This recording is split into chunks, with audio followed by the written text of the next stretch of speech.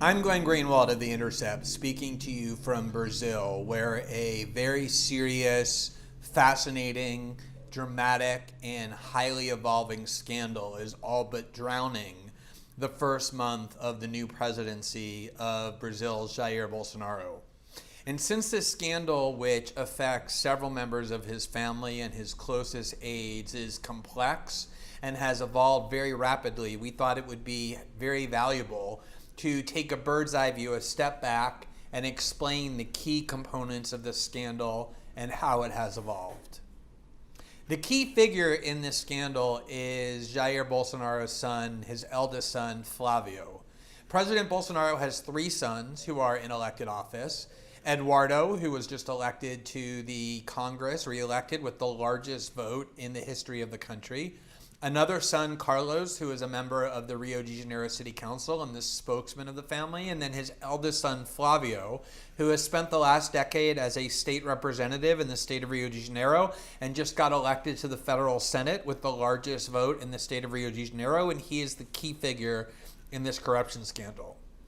It began back in December after Bolsonaro's victory, but before he was inaugurated, when an anti-corruption unit of the federal police discovered some highly suspicious movements of money into and out of the account of someone named Fabricio HERÓI. Fabricio is one of the longest and closest friends of Jair Bolsonaro. He is a former police officer. And most importantly, he has spent the last 10 years as the driver and security person for Flavio Bolsonaro during the time that he was in the state house.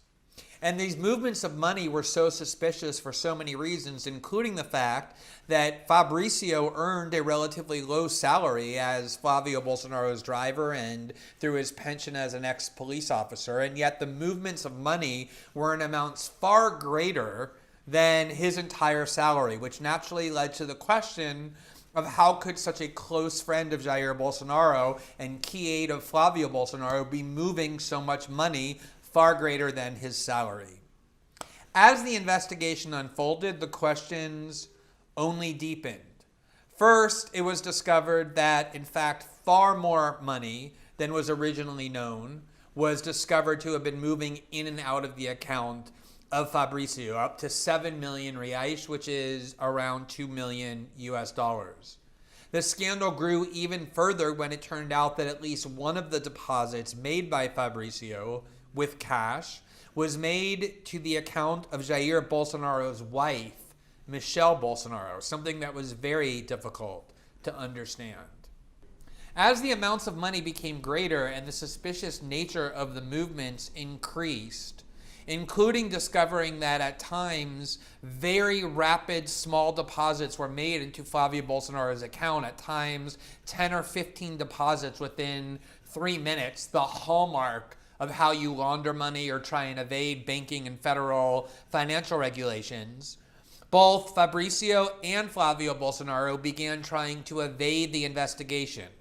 On two separate occasions, Fabricio, the longtime friend of President Jair Bolsonaro and the 10-year driver of Flavio Bolsonaro, made an appointment to respond to questions from investigators only to not show up, claiming that he had medical problems that required hospitalization.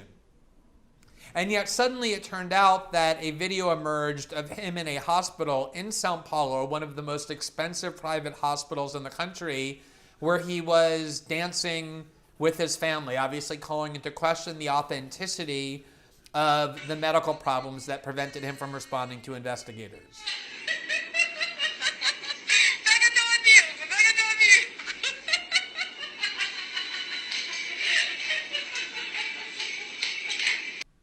Instead of responding to investigators, Fabricio decided to do an interview with HERÓI TV, which is the far-right pro-Bolsonaro media outlet owned by an evangelical billionaire who was highly supportive of Bolsonaro's candidacy and has become notorious for giving fluff interviews to members of the Bolsonaro family. And this interview he gave, even with the fluffiest of questions, only exacerbated the suspicions rather than alleviated them because he gave very vague and evasive answers about how it could possibly be that he has so much money, claiming, I'm a businessman, I've always been after buying and selling things like used cars. Nobody believed that explanation, including Bolsonaro's most devoted allies. At the same time that he was claiming that medical problems prevented him from responding to investigators, Flavio Bolsonaro himself, and this really escalated the scandal, went to the Supreme Court of the country and invoked a long controversial doctrine that has been used by the most corrupt political officials to shield themselves from investigation, called foro privilegiado, which essentially means that if you're a federally elected official, you cannot be investigated or prosecuted for crimes except in the Supreme Court. And because the Supreme Court is so backlogged, it basically means that no federally elected official can ever be held accountable for crimes. And that's why this has been such a controversial doctrine. And all of the people claiming to be so opposed to corruption in Brazil, particularly the Bolsonaro family, have spent years railing against this privilege and immunity. O único prejudicado com foro privilegiado sou eu.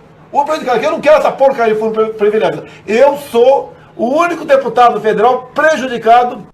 And Flavio Bolsonaro, to block the investigation into all of this money movement, went to the Supreme Court and not only invoked the very instrument that he and his family have long railed against as immunity against corruption, but did so in a very odd way because he wasn't even yet a federal senator. He hasn't been inaugurated. His argument was, even though I'm not yet a federal senator, the fact that I've been elected means I'm still entitled to this privilege. And so his effort to block the investigation by invoking this highly controversial pro-corruption weapon turned even more Bolsonaro allies against Flavio and raised the suspicions surrounding all of this corruption.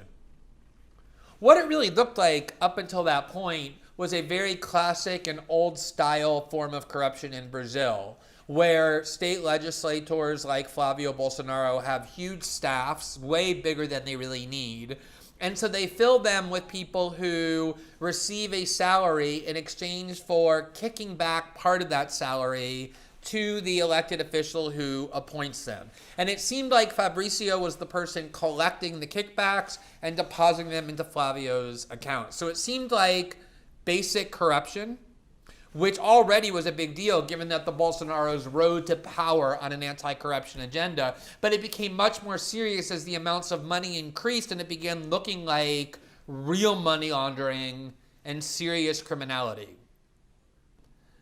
But earlier this week, this scandal took a very unexpected but dark and dangerous turn.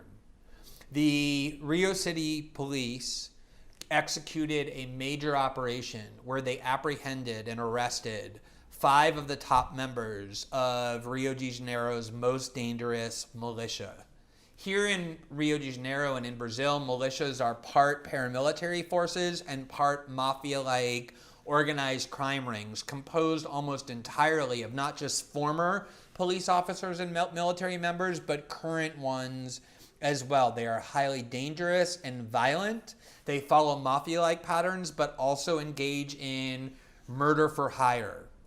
And what made this police operation so significant, apprehending 5 of the top members of this militia, is that this is the militia that houses within it something called the Committee, a very chilling murder unit that is known for executing the most professional murders and hits of anybody in Brazil. And because it's done by longtime police officers and members of the military, they know how to do it so that no traces are left of who the killers were.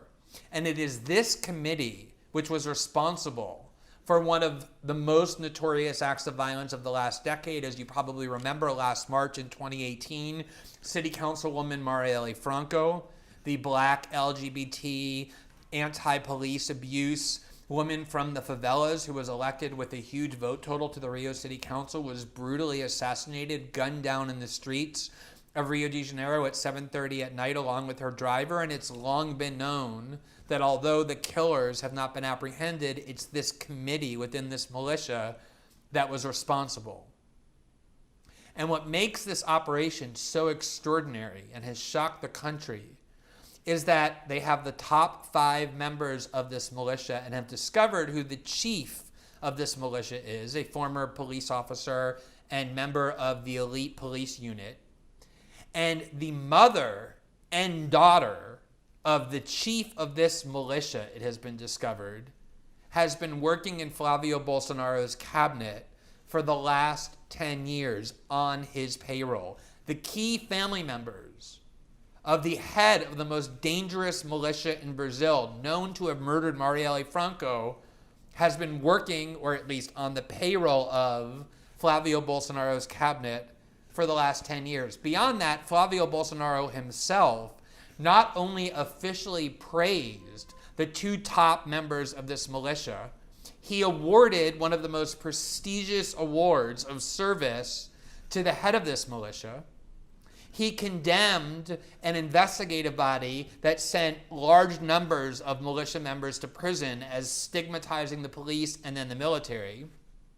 And then when the very brave judge who was overseeing this investigation and sending militia members to prison was murdered, Flavio Bolsonaro said of her, "We of course lament her death, but she went around provoking the police and the military, and this is the sort of thing that happens when you do that." So we not only now have a scandal that involves the kind of corruption Brazil has long seen, where public salaries are kicked back to the official who hires all of these people.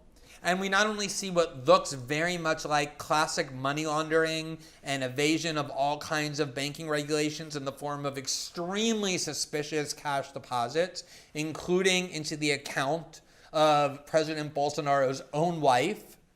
We now have extraordinarily close links between President Bolsonaro's son, just elected to the federal Senate, and the most criminal and dangerous and terrifying militia in all of Brazil, clearly linked to the assassination of City Councilwoman Marielle Franco, as well as countless other people for all sorts of different reasons. And then what finally makes this scandal so remarkable is that the Justice Minister of President Bolsonaro's new government, Sergio Moro, rose to international fame as a warrior against corruption. Sergio Moro is the disruptor of the Brazilian judicial system. He's the man who's ended 5 centuries of impunity in Brazil, Latin America's largest country.